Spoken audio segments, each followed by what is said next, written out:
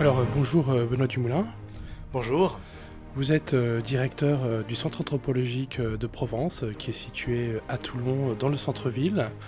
Vous donnez aussi un cours durant l'année d'histoire des idées politiques sur 2 semestres, en 2 sessions. Quel est l'objectif principal du Centre anthropologique de Provence?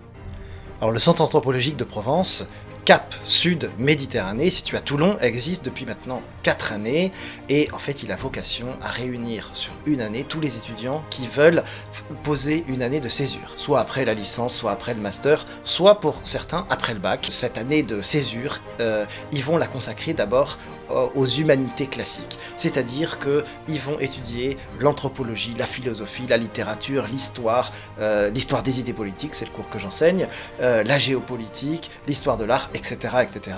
Tout ça vraiment en se fondant sur une vision chrétienne de l'homme et de la société. À partir de là, les étudiants qui viennent, eh bien, ils vont recevoir cet enseignement, mais ils vont aussi vivre dans une vie de colocation, en colocation, de manière fraternelle, entre étudiants, et comme ça les aide aussi à grandir sur le plan de la vie fraternelle. Et puis, enfin, on leur propose aussi de vivre une année d'engagement sur le plan spirituel aux côtés de la communauté des missionnaires de la miséricorde dans le centre-ville de Toulon.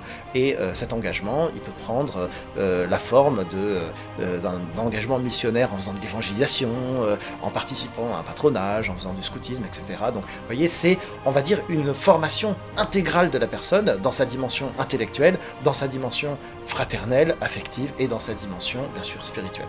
Est-ce que vous pouvez nous décrire un petit peu plus à quoi ressemble la journée d'un de ces étudiants du Cap Sud Jeune? Le matin, ils ont cours, donc dans toutes les disciplines que je viens d'énumérer. Et puis l'après-midi, ça dépend. Il y en a qui les plus motivés font un double cursus parce que le diplôme du CAP n'est pas encore reconnu par l'État et donc on les incite, s'ils le souhaitent, à passer un diplôme, soit par correspondance, soit à la faculté d'Aix, à la faculté de Marseille, de Toulon, ça dépend des disciplines. Et il y en a certains, pour le coup, qui, eux, souhaitent déjà avoir un pied dans le monde professionnel. Donc, le matin, ils sont au CAP, et l'après-midi, ils travaillent à mi-temps, ici dans le domaine de la santé, d'autres aussi dans le domaine de l'enseignement. Ils veulent se mettre le pied à l'étrier. Vous en êtes, je crois, à la 3e promotion du Cap Sud Jeunes. Que sont devenus ces jeunes? Est-ce qu'il y a eu des débouchés pour eux, des vocations? Quelles ont été un petit peu les conséquences de cette année passée au Cap Sud Jeunes? Déjà, ça a été une année de vie intense, une année qui a été en général très bien vécue pour la plupart d'entre eux, à la fois sur le plan de la vie intellectuelle, ça a ouvert des horizons.